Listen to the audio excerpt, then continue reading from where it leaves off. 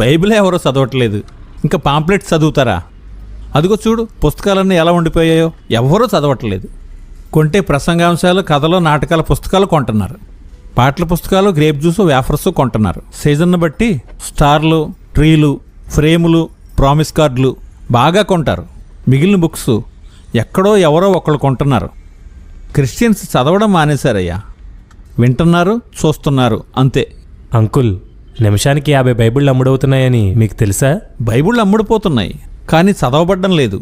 చర్చ్కి ఒక బైబిల్, మీటింగ్స్కి వెళ్ళడానికి ఒక రకం బైబిల్, ప్రయాణానికి ఒక సైజు బైబిల్, పెళ్ళిళ్ళకి ఒక రకం బైబిల్, గిఫ్ట్గా ఇవ్వడానికి ఇంకొక రకం బైబిల్. కొంతమంది లేడీస్ అయితే వాళ్ళు వేసుకున్న డ్రెస్కి మ్యాచింగ్ అవ్వడానికి కలర్ బైబిల్స్ వాడుతున్నారు.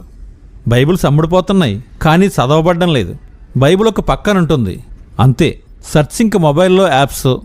ఎప్పుడైనా బైబిల్ చదవాలన్నా మొబైల్లోనే. చాలామంది చర్చికి కూడా మొబైల్స్లోనూ ట్యాబ్స్లోనూ బైబిల్ తీసుకెళ్తున్నారు.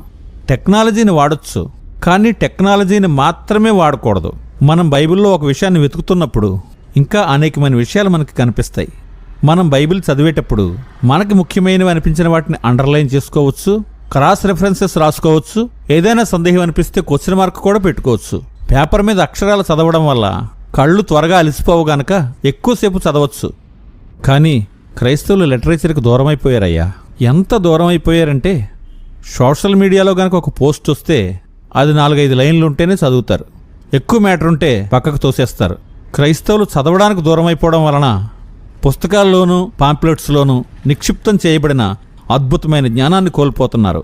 అత్యవసర సమాచారం పోగొట్టుకుంటున్నారు. గొప్ప భక్తుల జీవితానుభవాలు తెలుసుకోలేకపోతున్నారు. సర్లే, కొన్నివి చదువుతారనిపించిన వాళ్ళకి ఇస్తాను. అలా కదంకుల్, వచ్చిన ప్రతి ఒక్కరికి ఇవ్వండి. ఈరోజు కాకపోతే రేపైనా, వాళ్ళు కాకపోయినా వాళ్ళ ఇంట్లో వాళ్ళైనా చదువుతారు కదా. నీ తప్పన చూసి సంతోషపడాలో, నీ అమాయకత్వానికి నవ్వుకోవాలో తెలియట్లేదయ్యా. సరే,